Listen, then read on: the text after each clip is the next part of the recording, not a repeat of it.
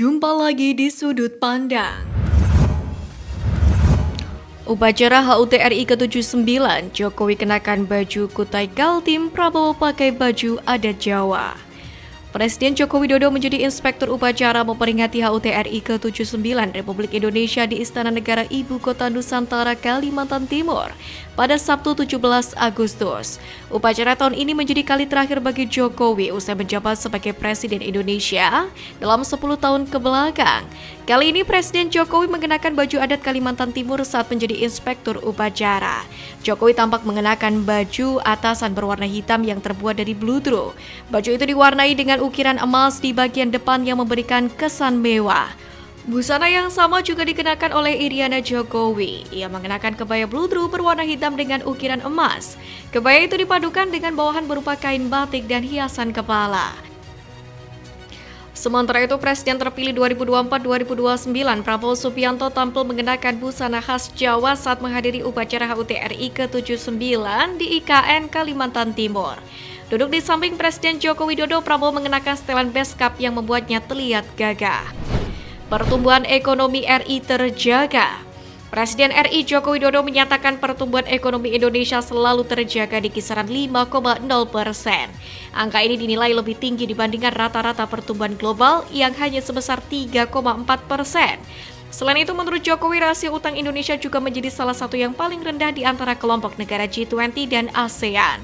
Di sisi lain, nilai ekspor Indonesia naik lebih dari 70%, yakni mencapai 259 miliar US dollar di 2023. Neraca transaksi berjalan secara bertahap terus menguat.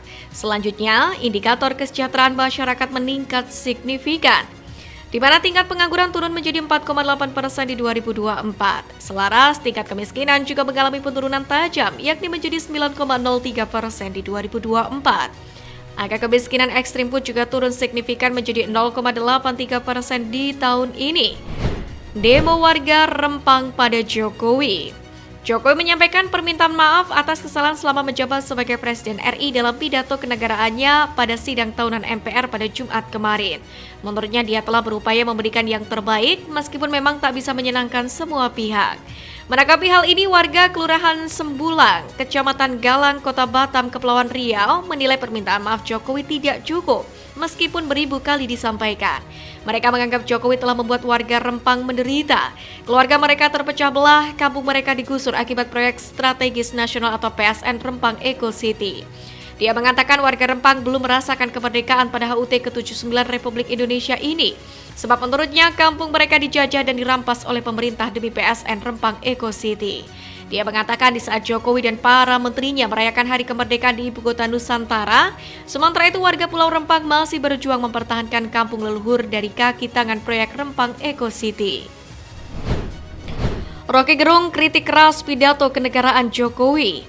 Akademisi Roky Gerung mengaku ogah mendengarkan pidato kenegaraan terakhir Presiden Joko Widodo yang disampaikan pada sidang tahunan MPR pada Jumat kemarin. Roky beralasan pidato Jokowi tak pantas didengar. Bahasanya ia menilai mantan wali kota Solo tersebut sebagai pembelot negara Indonesia. Tak hanya itu, Roky juga menyebut Jokowi adalah sosok yang telah melanggar seluruh etika dan moral dalam berpolitik. Oleh karena itulah, menurut dia pidato terakhir Jokowi tersebut tak pantas didengarkan. Sebelumnya Jokowi memamerkan sejumlah pencapaian di sejumlah bidang dalam pidato terakhirnya. Ia turut memamerkan keberhasilan merumuskan Undang-Undang IKN, Cipta Kerja, Tindak Pidana Kekerasan Seksual atau TPKS, hingga Kitab Undang-Undang Hukum Pidana baru. Tak hanya itu, Jokowi juga mengklaim telah berhasil membangun Indonesia dengan tidak lagi berpusat di Pulau Jawa. Grace Natali versus elit PDIP. Grace Natali merespon pernyataan yang disampaikan oleh para politikus Partai Demokrasi Indonesia Perjuangan seperti Hasto Kristianto dan Jarod Saiful Hidayat.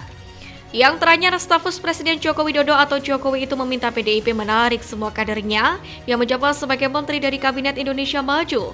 Wakil Dewan Pembina Partai Solidaritas Indonesia itu menilai Partai Banteng terus-menerus menyerang dan memfitnah Jokowi. Grace menilai pernyataan Hasto melewati batas. Ia pun menantang Hasto untuk membeberkan bukti. Sebelumnya, Grace juga merespon pernyataan Ketua DPP PDIP Jarod Saiful Hidayat yang meragukan pemindahan ibu kota dari Jakarta ke IKN dalam waktu dekat karena masih banyak yang belum siap. Membalas pernyataan Jarod, Grace mengatakan pembangunan calon ibu kota negara baru di Penajam Pasir Utara, Kalimantan Timur tidak dipaksakan sama sekali. ketika Surya Paloh memuji pidato Puan Maharani. Ketum Partai Nasdem Surya Paloh berkomentar soal pidato yang disampaikan Ketua DPR RI Puan Maharani dalam sidang tahunan MPR kemarin. Surya Paloh memuji pidato yang disampaikan Ketua Dewan Pembina Pusat Partai Demokrasi Indonesia itu. Surya menilai kemampuan pidato Puan telah meningkat. Puan sendiri dalam pidatonya menyinggung fenomena no viral no justice atau proses hukum harus menunggu viral terlebih dahulu. Puan juga menyampaikan kebebasan rakyat untuk memilih dalam pemilu harus diperhatikan. Sementara itu dalam acara HUT Kemerdekaan RI ke-79 yang diadakan di IKN Kalimantan Timur, Puan menjadi pembaca teks proklamasi. Puan nampak membacakan teks itu di podium dengan baju adat berwarna merah yang dikenakannya. Jika Gibran dan Jokowi merapat ke Golkar, Partai Golkar bakal menggelar karpet merah untuk Presiden Jokowi dan anak sulungnya Gibran Rakabuming Raka jika bergabung ke partai berlambang pohon beringin tersebut. Ketua DPP Partai Golkar Dev Laksono mengemukakan Partai Golkar merupakan partai yang terbuka dan tidak menutup pintu untuk siapapun yang ingin bergabung termasuk Presiden Jokowi maupun Gibran Rakabuming Raka. Ketua DPP Partai Golkar Dev Laksono pun juga mengatakan bahwa pihaknya tidak menutup kemungkinan akan mengubah ADART Partai Golkar jika memang Presiden Jokowi dan Gibran Rakabuming Raka bergabung ke Partai Beringin ini. Dev menjelaskan bahwa Munaslup Partai Golkar rencananya digelar mulai tanggal 20 sampai dengan 21 Agustus di wilayah DKI Jakarta, yakni untuk menentukan ketum Partai Golkar yang baru meninggalkan Erlangga Hartarto. Hasto sebut ada pihak yang akan ciptakan boneka di Pilgub Jakarta. Ketua DPP PDI Perjuangan Jarod Saiful Hidayat khawatir demokrasi semu di Pilgub Jakarta karena dia menduga bakal ada skenario calon independen yang disiapkan untuk menjadi lawan cagup tertentu. Sementara itu di kesempatan yang berbeda, Sekretaris Jenderal PDIP Hasto Kristianto mengatakan partainya tak gentar dengan upaya para pihak yang ingin memunculkan calon boneka pada Pilgub DKI Jakarta 2024. Hasto mengatakan PDIP berpolitik dengan keyakinan bahwa suara rakyat tak bisa dibendung dengan segala cara. PDIP sendiri masih akan melihat seluruh momentum pergerakan rakyat sebelum menemukan calon gubernur dan wakil gubernur yang akan diusung Pilgub DKI Jakarta mendatang. Selain itu, ia mengatakan PDIP akan melihat berbagai skenario yang dibuat oleh penguasa terlebih dahulu sebelum akhirnya berkoalisi dengan partai politik lain di Pilgub DKI Jakarta nanti. Rocky Gerung puji Megawati. Akademisi Rocky Gerung memuji senyuman Ketua Umum PDIP Megawati Soekarno Putri lebih indah dari senyum Mona Lisa. Rocky bercerita sempat mengunjungi Museum Louvre Paris, Prancis. Museum itu menyimpan lukisan Mona Lisa karya Leonardo da Vinci. Ia pun mengabadikan momen di depan lukisan legendaris tersebut. Ia mengaku menikmati senyum Mona Lisa. Namun dalam pernyataannya Rocky kemudian mengatakan ada senyum yang lebih indah dari Mona Lisa adalah senyum Megawati. Pasalnya menurut Rocky, Megawati tetap tersenyum meski diintimidasi oleh kekuasaan. Rocky kemudian menegaskan bahwa dirinya merupakan bagian dari gerakan menyelamatkan negeri dari intimidasi.